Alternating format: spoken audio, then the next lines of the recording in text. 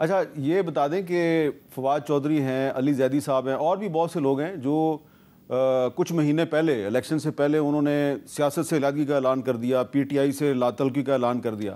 اب وہ چاہتے ہیں کہ پی ٹی آئی میں وہ واپس آ جائیں. آپ کا کیا خیال ہے، ان لوگوں کو واپس آنا چاہیے پی ٹی آئی میں؟ دیکھیں اس کے بارے میں بانی چیئرمین فیصلہ کریں گے کیونکہ وہ زیادہ معاملات کو جانتے ہیں. ہمارے تو ذاتی تعلق رہا ہے، میں اس پہ زیادہ کمنٹ نہیں کروں گا کیونکہ میں چاہتا ہوں کہ کوئی اور کنٹروورسی نہ نکلے.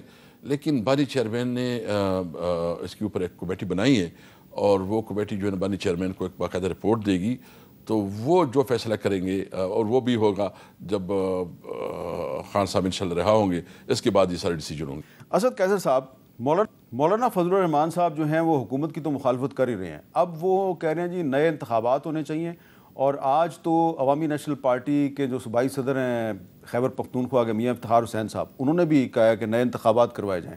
آپ کا کیا خیال ہے اس کے بارے میں؟ دیکھیے ہم تو سمجھتے ہیں کہ سب سے پہلے جو ہمارا مینڈیٹ ہے وہ چوری ہوا ہے. نئی الیکشن تو ڈیفینیٹلی مطلب اس کے اوپر بڑا خرچ بھی ہوتے ہیں. جب تک الیکشن ٹرانسپیرنٹ نہ ہو اور فیئر اینڈ فری الیکشن نہ ہو تو پھر مطلب جتنی بھی الیکشن ہوتی ہے اس کا کیا فائدہ ہے. میں اس پہ خطی رائے نہیں دیتا، میں صرف کہتا ہوں کہ سب سے پہلے تو ہمیں جو الیکشن کی فیئر اینڈ فری بنانے کے لیے اقدامات کرنے چاہیے. اور دوسرا یہ کہ جو ہمارا مینڈیٹ چوری کیا گیا ہے، عدالتیں جو ہے نا اس کو موقع دیں، عدالتوں کے اندر جو ہے نا انٹرفیئرنس ختم ہو تاکہ میرٹ کے مطابق جو ہے نا ہمارا مینڈیٹ واپس ہو.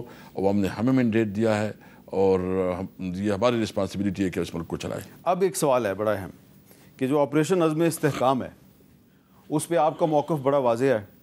تحریک انصاف کی جو پارٹی ہے وہ تو اس کی مخالفت کر رہی ہے، حکومت کہہ رہی ہے کہ یہ کوئی نیا آپریشن نہیں ہے، یہ تو کوئی پرانا آپریشن ہے، اسی کی ایکسٹینشن ہے. بہرحال آپ جس جرگے میں گئے تھے وہاں تو اس کی مخالفت ہوئی، قرارداد بھی منظور ہوئی، جے یو آئی بھی مخالفت کر رہی ہے. اب عوامی نیشنل پارٹی نے بھی مخالفت شروع کر دی ہے، یہاں تک کہ افراسیاب خٹک صاحب جو ہیں جو کہ human rights commission of Pakistan سے ان کا تعلق اور بڑے پروگریسو آدمی ہیں اور طالبان کے بڑے خلاف ہیں، وہ بھی آپریشن کی مخالفت کر رہے ہیں. تو اس میں آپ نہیں سمجھتے کہ اس پر آپ وہ پارٹیاں جو آپ کی سیاسی مخالف ہیں لیکن اس آپریشن پہ آپ کی مخالف ہیں، آپ کو ان کے ساتھ مل کے کوئی حکمت عملی بنانی پڑے گی؟ ہاں بالکل، اس پہ ہماری خواہش ہے اور اس پہ ہماری صوبائی حکومت نے بھی کوئی آل پارٹی کانفرنس بلانے کی بات کی ہے.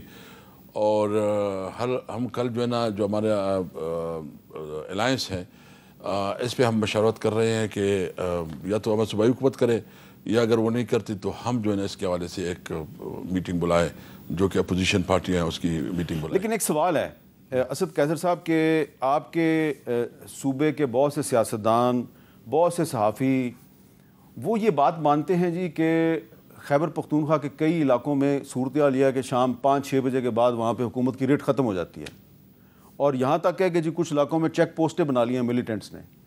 تو اگر وہاں پہ حکومت کی ریٹ ختم ہو جاتی ہے تو اس کو ختم پھر کیسے کیا جائے؟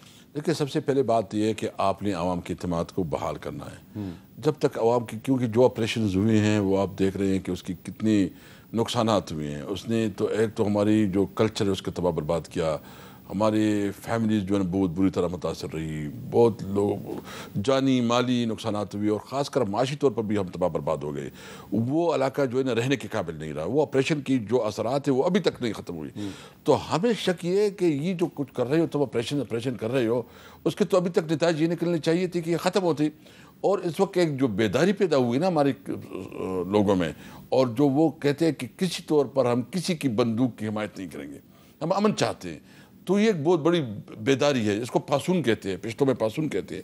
جو پاسون ہوا ہے نا تو مجھے ابھی یہ نظر آ رہا ہے کہ یہ چیزیں ابھی مزید چل نہیں سکے گی، نہ ایک صورت میں نہ دوسری صورت میں. کسی صورت میں ہم اس جنگ و جدل کو، اس آپریشنز کو قبول نہیں کرتے. ہم کہتے ہیں آپ یعنی ہماری پولیس کے اندر بھی پوٹینشیل ہے، کیپیسٹی ہے کہ وہ حالات کو کنٹرول کرے، اس کو اسٹرینتھ دینی چاہیے. ہم ابھی ہماری صوبائی حکومت نے ان سے مطالبہ کیا ہے کہ جو ہمارے فاٹاز ہیں، جو مرج ایریا ہے، وہاں کی لوکل لوگوں کو ہم بھرتی کرواتے ہیں.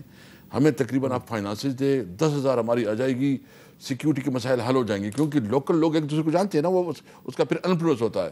تو آپ ضرورت اس بات کی ہے کہ بجائے اس کے کہ آپ نئے تجربے کریں، آپ نے 85 ارب روپے جو ہے نا آپ لگا رہے ہیں آپریشن کے اوپر، آپ یہ علاقے کی ڈیولپمنٹ پہ لگائے، صوبائی حکومت کے ساتھ جوائن، آپ ان کی جو مراعات ہے، یعنی جو NFC ایوارڈ تھا جو آپ کو پتہ ہے امین بیر صاحب کہ ابھی 14% ہے، جبکہ مرج ایریا کی وجہ سے وہ 19% پہ چلا گیا، ابھی تک وہ ہمیں نہیں دیا گیا۔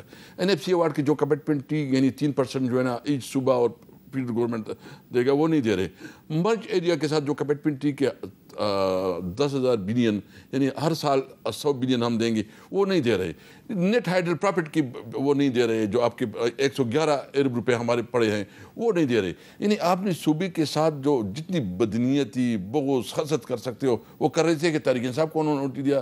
بھائی میں نے اس دن شہباز شریف کو کہا، پرائم منسٹر صاحب کو، کہ آپ اس ملک کے وزیر اعظم ہیں، ہم آپ کو مانتے نہیں ہیں، لیکن اس وقت جو آپ ایک کرسی پہ بیٹھے ہیں تو آپ کو بلا تعصب سب کا کام کرنا چاہیے۔